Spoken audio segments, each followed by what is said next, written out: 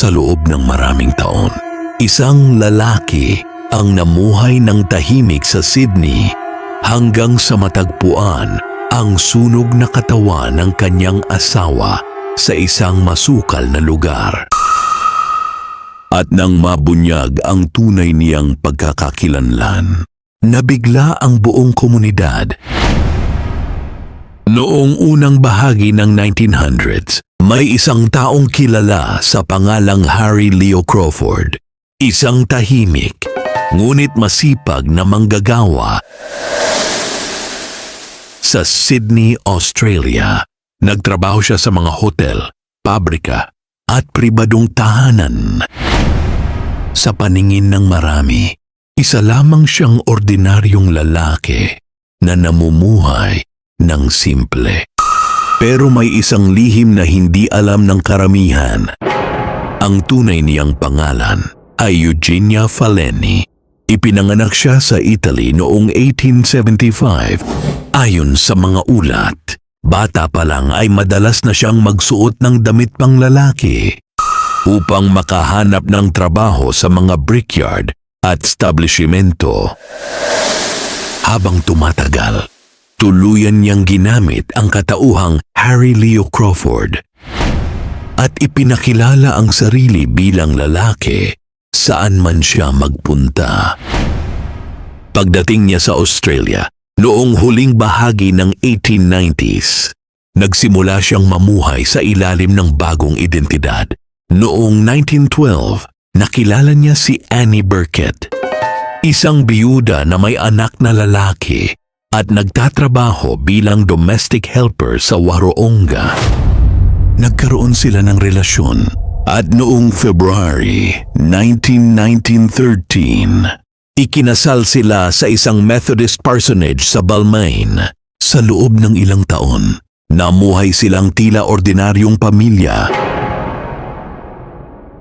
Ngunit ayon sa mga kapitbahay, madalas umano silang mag-away. At noong October 1917, biglang nawala si Annie. Sinabi ni Harry Leo Crawford na iniwan lang siya ng asawa, pero makalipas ang ilang araw, isang sunog at halos hindi na makilalang katawan ng babae ang natagpuan sa scrubland sa Chatswood. Sa una, inakala ng mga awtoridad na posibleng aksidente o suicide ang nangyari. Ngunit habang lumalalim ang investigasyon, unti-unting nabuo ang hinalalaban kay Crawford. Noong 1920, inaresto siya ng pulisya para sa murder investigation at dito tuluyang nabigla ang publiko. Sa panahon ng preliminary hearing, dumalo siya suot ang damit panlalaki. Ngunit sa mismong murder trial, siya ay pinasuot ng pambabaeng kasuotan sa korte. Mabilis na naging sentro ng sensasyon ang kaso sa buong Australia. Tinawag siya ng media bilang The Man-Woman of Sydney. Iginiit ng prosekusyon na pinatay niya si Annie upang maitago ang kanyang lihim na identidad. Samantala, sinabi naman ng depensa na inosente siya at hindi sapat ang ebidensya upang mapatunayan ang murder beyond reasonable doubt. Sa kabila nito, si Eugenia Faleni ay nahatulang guilty at sinentensyahan ng death penalty. Nakalaunan ay binago bilang life imprisonment. Matapos makalaya noong 1931, muli siyang gumamit ng bagong pangalan na Jen Ford.